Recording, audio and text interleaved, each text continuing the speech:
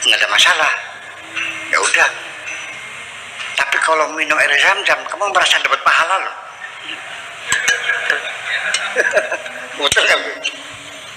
Kalau makan buah mangga nggak ada masalah, kalau makan buah kurma dapat pahala.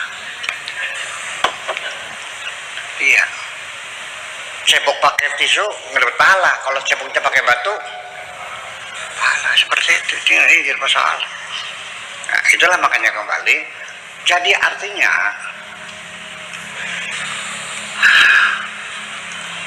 saya katakan lagi, Nabi Muhammad di dalam buku-buku sejarah yang kita baca di sekolah-sekolah, lahirnya pada tahun apa namanya?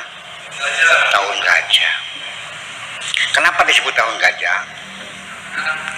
Raja Abraham menyerang Abraham. Kapan itu tuh? Ternyata menurut Ibnu Asakir itu 45 tahun sebelum Nabi lahir. Menurut Az-Zuhari itu 35 tahun sebelum Nabi lahir. Menurut Ibnu Abbas itu 15 tahun sebelum Nabi lahir. Yang benar mana? Apa tahun itu? Tentara Gajah enggak kan? 45 tahun sebelum Nabi lahir. Nah, nggak tahu Khulasatul Nurul Yaqin itu dari mana ngambilnya tuh? Itu. Nah, ya iya, ini persoalannya.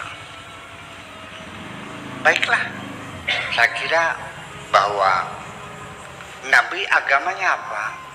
Belum ada Islam. Istrinya agamanya apa? Ya belum ada Islam. Orang kaget waktu Nabi Muhammad mengawini Siti Khadijah, agamanya apa? Masa bukan Islam? Yang Islam kapan lahirnya? Ada yang kaget-kaget tuh. Masa Khadijah bukan muslimah waktu dikawin Nabi? Jadi agamanya apa? Memangnya agama Islam kapan munculnya? Nah, sekarang kita mempelajari gini. Kita nggak tahu, tidak ada bukti artefaknya, nggak ada. Kita pakainya asumsi, ya, hipotesa, nggak bisa direct evidence, nggak bisa. Kita sudah terlalu lama sekali. Di Arab itu agama-agama yang ada di Jazirah Arabia itu agama Yahudi, agama Nasrani, ateis yang tidak bertuhan, penyembah berhala, sedikit majusi, ya kan gitu. Nah, sekarang Anda setuju nggak kalau kita mengandai, berhipotesa, Nabi Muhammad berhipotesa, Nabi Muhammad beragama Yahudi? Bagaimana menurut Anda? Nggak mungkin kan? Betul nggak? Kalau Nabi Muhammad dan Siti Khadijah sekaligus menyembah berhala, setuju nggak? Kalau Nabi Muhammad dan Siti Khadijah itu ateis, masuk akal nggak? Nggak. Nah, kalau Kristen? Iya. Sebab kalau dibilang Kristen, ibunya Nabi Muhammad itu Siti Aminah. Enggak. Siti Aminah itu anaknya Abu Qabis. Enggak Abu ada Qabis jamnya, itu cuman ada ketika muda pertemuan. dia pergi ke, ini hadisnya ada di Bukhari ada, pergi ke Syam, di sana melihat orang Kristen ke gereja masih penyembah berhala ya. Dia kagum sama orang Kristen. Nah, ini dia masuk Islam. Nah, ketika pulang itu diusir oleh kabilahnya, sudah gue kena agama aneh gitu. Itu ya karena masuk Islam, namanya Abu Qabis. Nah, Nabi Muhammad sendiri waktu kecil itu dipanggilnya Muhammad bin Abi Qabis. Sampai Nabi Muhammad setelah dia dewasa, setelah dia jadi rasul, dia marah, naik mimbar, dia katakan sahabat, mana anak?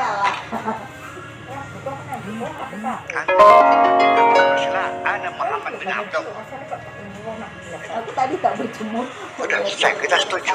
Kan Muhammad bin Abdullah. Karena biasanya di negara kalau menyebut nama itu dari pihak ibu itu sepertinya tidak terhormat ya. Betul nggak? Kalau kamu orang makanya semuanya Hasan bin Abdullah, nama binnya, nama ibunya, tersinggung nggak? Nah itu seperti itu. Jadi artinya ketika kita melihat ibu kanjeng Nabi itu apa, bapaknya agamanya apa segala macam,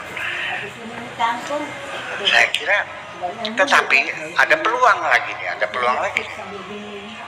di tengah-tengah masyarakat di Jazirah Arabia ada satu agama yang bercampur dengan mereka. Mereka ikut menyembah berhala juga, tapi di dalam hati mereka bertuhan yang esa. Nah ini namanya kelompok khulafa. Ketika ditegur mereka, kenapa kau nyembah berhala? Mereka mengatakan, wa ma na'buduhum illa liyuqarribuna ilallahi zulfa.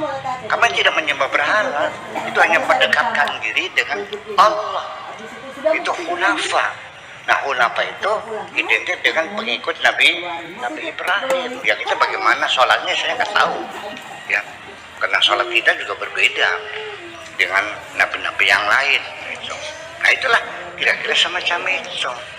Jadi artinya begini, ketika kita mengungkap sejarah dari berbagai sumber yang berbeda-beda, ya Pak Habib cinta jangan tersinggung dong karena saya berbeda.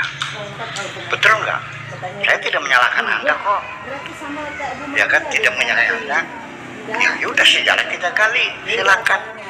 Ya jadi artinya begini, sebagai penutup, baca sejarah itu supaya kamu lebih objektif. Cobalah baca dari sumber-sumber sejarah yang berbeda-beda. Sejarah yang ditulis oleh Syiah, baca dong. Yang oleh ahli sunnah, baca dong. Yang tulis oleh Mu'tazilah, baca dong. Jabariyah, Qadariyah, Murji'ah, segala macam, semua dong. Termasuk yang ditulis oleh para orientasi, baca semuanya. Disitulah kamu memilih. Bukan baca kitab yang kamu beli di toko, terus kamu paksakan sebagai kebenaran, kalau tidak sama semuanya salah semua. Sebab namanya orang menulis sejarah, jujur saja, sejarah yang menulis adalah yang menang. Yang menulis sejarah adalah yang menang. Jadi nanti siapa yang salah, siapa yang benar, sulit untuk dibuktikan. Yang jelas siapa yang menang. Yang menang itu yang benar. Yang kalah, ya salah. Betul nggak? Betul nggak? Yang salah yang kalah. Yang menang, yang benar kayak mereka, semacam itu. Jadi artinya ketidakjujuran dalam penulisan sejarah itu sangat besar sekali. Jadi ya sementara kita belum mengambil keputusan apapun, ya biarkan itu sebagai hipotesa tanpa kesimpulan. Apa salahnya kita tidak mengambil kesimpulan? Terima kasih.